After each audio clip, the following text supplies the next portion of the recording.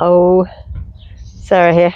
As you can see, I'm standing with a load of wormwood behind me, this hugely tall plant, and I'm going to harvest some of it to make a tincture with using vodka. So, you know, there's lots of benefits from wormwood, which I'll tell you about in a minute, but bear with while I just try and balance a little colander and some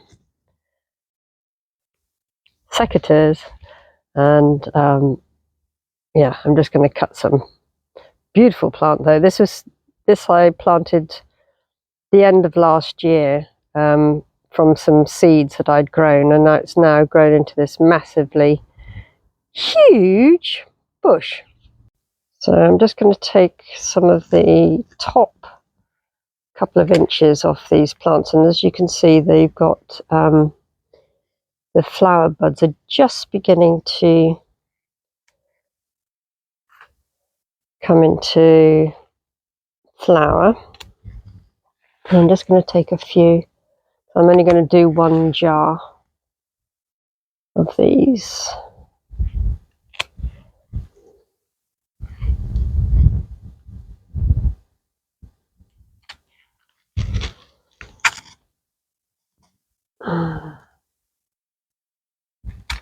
And I'm just going to go and collect these up and then go and sit down and I'll show you the next bit. So I'm precariously balancing the the camera between holding the stand between my legs. So basically I've got a bunch of these wormwoods, so you can see, oh, they're so beautiful. A little bit of a, you know, different leaf to mugwort, but it's the same family. It's much more silvery in its general appearance. So I'm just what I'm going to do is take off the leaves and the flowers and leave the stalks. So while I'm doing this, I'll just tell you a little bit about wormwood. Sorry. So basically, it's a really powerful plant spirit, both from a spiritual point of view, from an energetic point of view, and from a physical point of view. It's not a plant that you muck about with, really, and kind of scares me a little bit because the plant spirit of it is so powerful. It's used for all sorts of ailments. You know, if you're making a tincture using vodka, it can be stored for quite a long time, so you can take it through the winter as well, you know, so it's good for antibacterial. It has antibacterial properties. I guess its main usage in the past would have been to get rid of worms, and not only physical worms, but energetic parasites as well. So it's very powerful in that sense. Hence, you have to be quite careful with it. You know, it is classed as a poisonous plant. I mean, it won't kill you, but it will make you really ill, and it can affect major organs as well. So you certainly don't want to take it when you're pregnant or have any heart problems or anything like that, sort of any major diseases.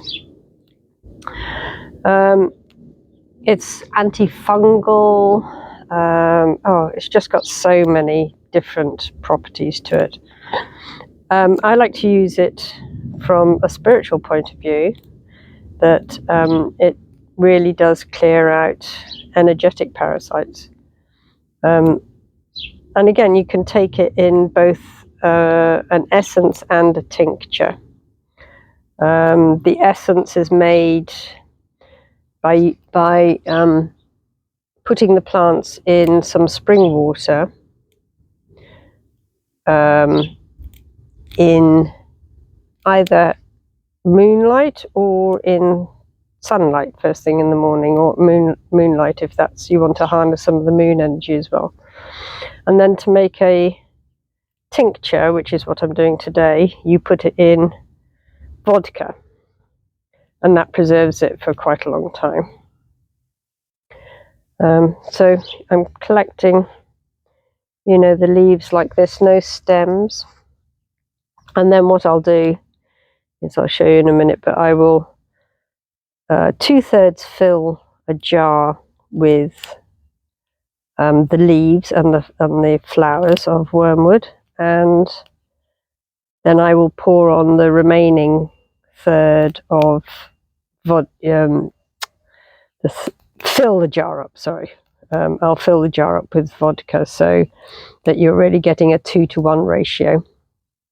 And the leaves really need to be covered by the vodka so that they don't oxidize. And then you put a good tight lid on it and you put it away in a cool, dark space for 6 to 8 weeks. And then very carefully you test the mixture on yourself, starting with a really small amount, say like a drop, and just to check that you don't have any reaction to it at all. It's incredibly bitter, and that is kind of part of its medicine, I think. Like I've talked about cacao before, saying that to sweeten something, to sweeten cacao, is to take away some of its medicine, I think, because it's the bitterness that is connecting us with the plant spirit.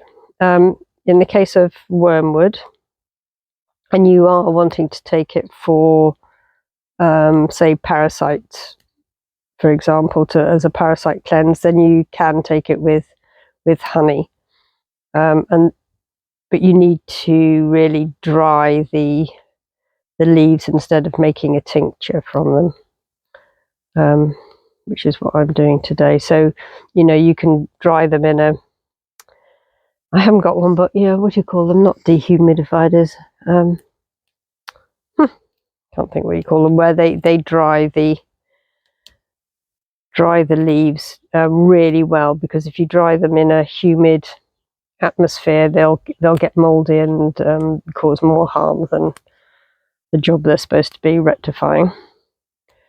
So today I'm going to make this tincture using as powerful a vodka as you can afford, 100% proof, which is 50% alcohol to 50% water, and that's the strength you need really to make this. And as I say, I'm not going to give you the exact quantities that you take for anything, because I'm not a I'm not a herbalist, and I don't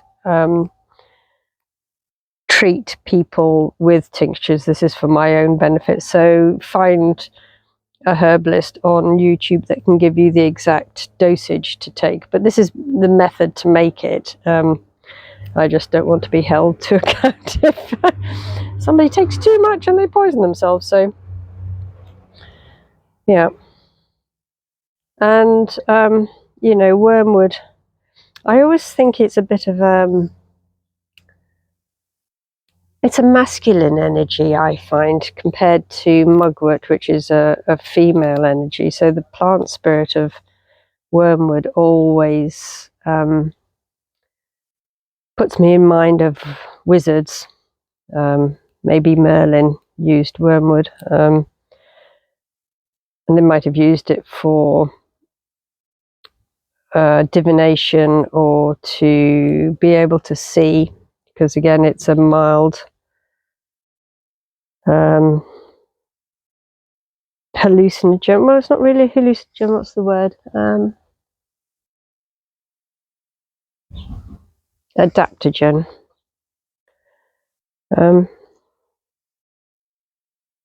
So yeah, so Merlin might have used this in order to help him see, to find, to glean information that might help King Arthur to maybe in his battles, or to wit his adversaries.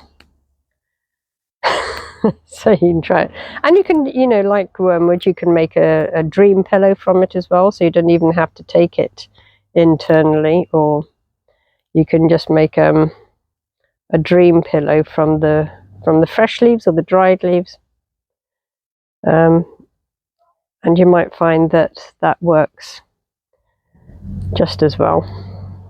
They used to make absinthe using wormwood, and I'm sure you know the story. You know, Toulouse-Lautrec, the painter, was addicted to absinthe, I think, and that's why he used to paint the Parisian bars with the people high on absinthe. And it is thought that the absinthe would send people mad, and I think it's because, you know, it is a poison, and if you become addicted to it, it can probably, yeah, do some pretty awful things to your brain. So, as I say, you have to be pretty careful when you're using it, and to only take very small doses at a time, and to test that you're able to take it, not to take it when you're pregnant or have any or on any sort of heart medication or anything like that, because it will have contradictions. So yeah, so here I have my wormwood and a nice clean jar, and what I'm going to do is I'm going to snip these leaves so that they're a bit smaller, and what this does is that it increases the surface area for the vodka to release the oils and the good stuff that's in there, and the beneficial oils.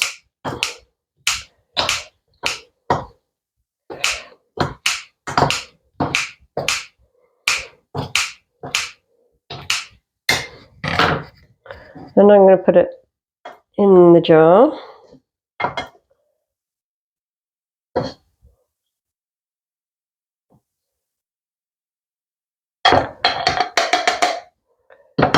And I think I probably need a bit more of that, so I'm going to go and get some more. I'm going to push this down a little bit, just so that, you know, the air is taken out and you're getting a good, yeah, so I probably need twice that amount, so I'm going to go and get some more leaves. The other thing I forgot to mention is that I don't wash the herbs that I use if they're high enough off the ground, you know, so you know, Rafi's not having a pee on them, or cats spraying on them, or what have you, or that they're not too close to the lane. And actually my garden is, although I've got the lane behind me, you only occasionally get tractors and things up there, and it's not very dusty, so I don't worry too much about a little bit of dust on them. But if you're collecting from a place that they can be, if they're lower down, and they might get splattered when it rains by dust or dirt off the ground, then I'd give them a quick wash and dry them off before you use them. But these are fine, I don't worry too much. And I think, you know, if you don't have to wash them, they're best not washed.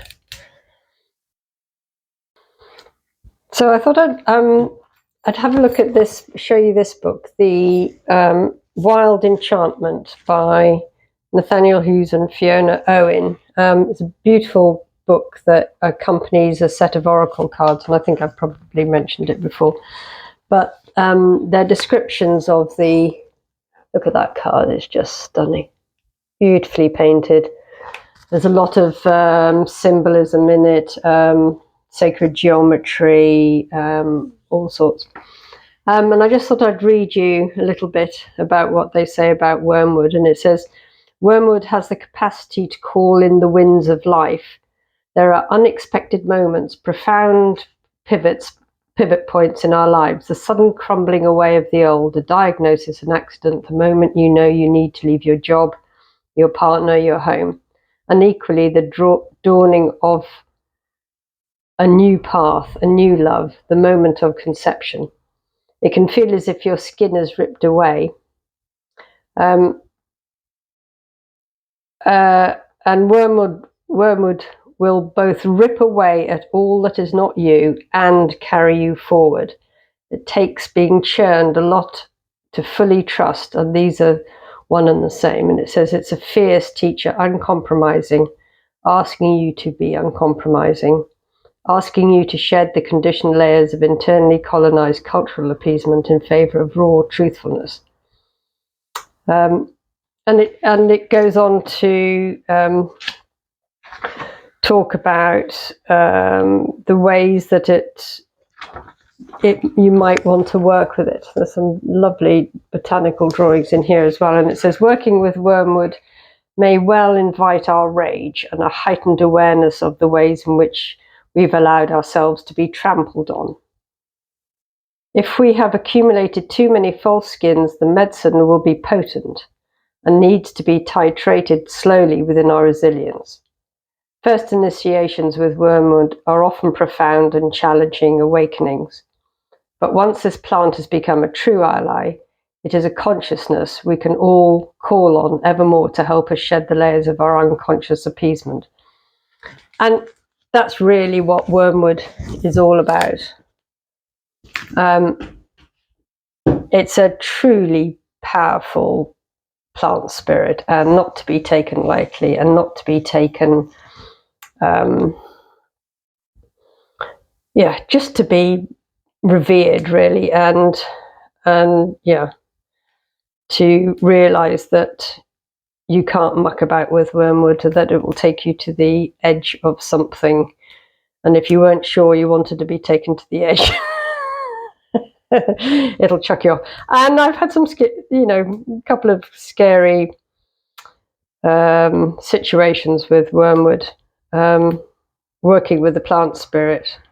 You can make tea out of it as well, which is kind of a way to ease yourself into working with wormwood.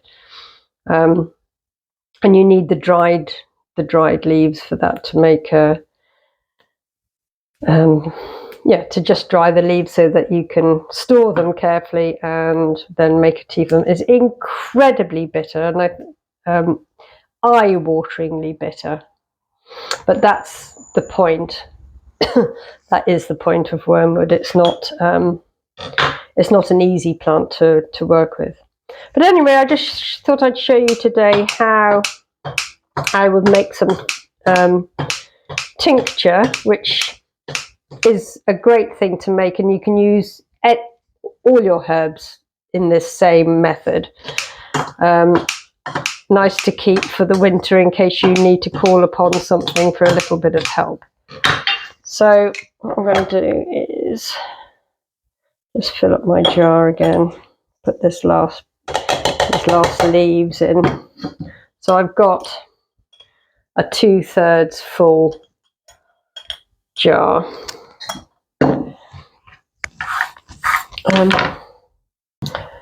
So I've got some vodka here, which is 40% volume, which is same as 100% proof. And what I'm going to do, so you can see I'm going to fill this right up to the top, not so it overflows, but so everything is covered. Pushing it all down like that. Might put a little bit more in. Oh, go away, fly, I can hear you. Make sure the lid's on tight. I'm just going to shake it around just to make sure that any air bubbles, I don't think that lid's particularly tight.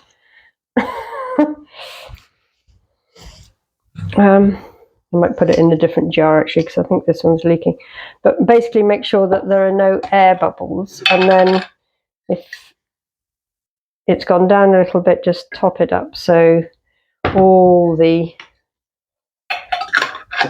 leaves are covered. Let's just try this again. And then what you do, oh, that's better. I think I just hadn't got it on tight enough. Then what you do is you put it in a dark cupboard, in a cool, dark cupboard, and leave it there for 6 weeks, 6 to 8 weeks. But every day you need to just go in there and turn it over a couple of times just to make sure that everything is covered. And it helps bring out the oils out of the leaves. Don't forget to label it, which I'm about to do now. So put on it Wormwood and the date. And as I said before, I won't give you any dosages because I'm not a herbalist, and there are plenty of people on YouTube that can give you the correct dosage to take. But there are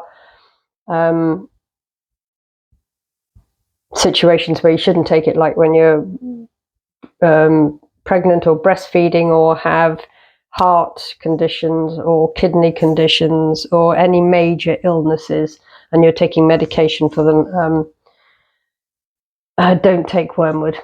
But I'm just showing you the method so that you can use it, maybe like I do, to work with the plant spirit rather than as a medicinal herb. And I make, as I said, made essences as well from moon water, which I put the plants in the new moon energy. So there wasn't any light from the moon, like in a full moon we can do that as well. But I made some under the new moon, which means that they will also have infused that special moon energy. And yeah, just 1 drop a day or 1 drop before you go to sleep, or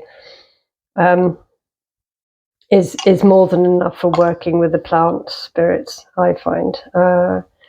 When it's done after 6 to 8 weeks, you can decant it into small glass brown bottles with a stopper, and then you can just take out a drop or two as and when you feel you need it.